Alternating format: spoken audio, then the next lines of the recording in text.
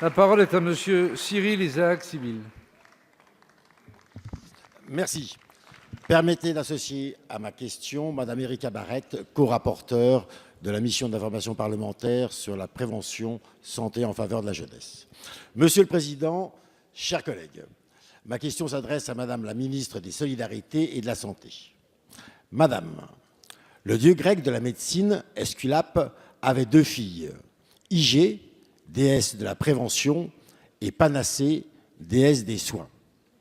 Le président de la République, après avoir présenté sa stratégie contre la pauvreté il y a 5 jours, a annoncé ce matin sa stratégie pour transformer notre système de santé. Stratégie, au pluriel, qui apporte une vision claire et donne une cohérence d'ensemble à la politique sociale et sanitaire de la majorité. C'est l'ordonnance de 1945, créant le système de la sécurité sociale sur le modèle bismarckien, qui a entériné la séparation des médecines curatives et préventives.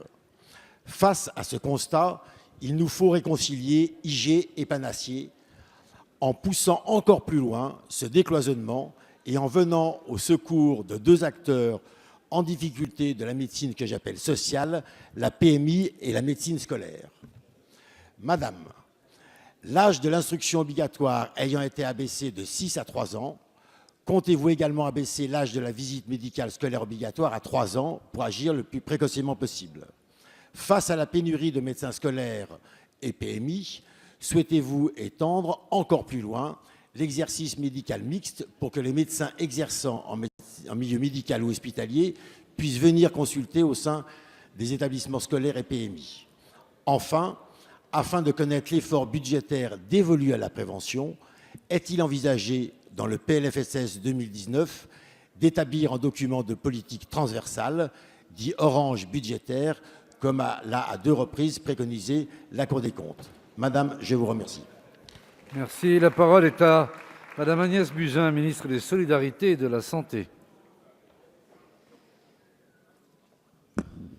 Merci Monsieur le Président, Monsieur le député Cyril Isaac Sibyl. D'abord, merci pour cette question qui me permet de saluer, là encore, la qualité du travail que vous avez accompli avec Erika Barrette sur la prévention santé en faveur de la jeunesse. Dans ce rapport, vous proposez des solutions pour la mise en œuvre pratique d'une politique de prévention ambitieuse permettant de réduire les inégalités de destin. Et nous en reprendrons de nombreuses, Monsieur le député, car vous avez raison. Plus les actions de prévention et de promotion de la santé interviennent tôt, plus elles sont efficaces et toutes les données disponibles montrent que les inégalités de santé se creusent avant 6 ans, voire pour certaines d'entre elles avant l'âge de 3 ans. Votre diagnostic s'inscrit avec justesse dans la stratégie de lutte contre la pauvreté dévoilée la semaine dernière par le Président de la République. Un des axes énoncés doit justement nous permettre de rompre avec la reproduction de la pauvreté par la prévention dès le plus jeune âge.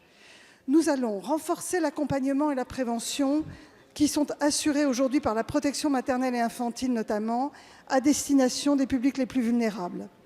Comme vous nous l'invitez, nous allons également faire évoluer les missions des PMI et nous nous appuierons sur le travail que conduit actuellement Madame la députée Michèle Peyron.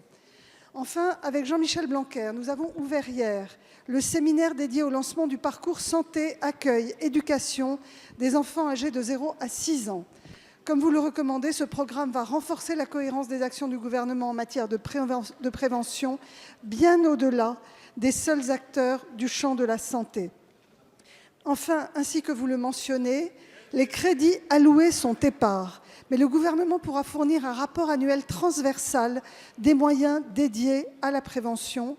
Monsieur le député, vous pouvez être assuré que le chantier est engagé et que nous allons maintenir le cap dans les mois et les années qui viennent. Je vous remercie. Merci Madame la Ministre.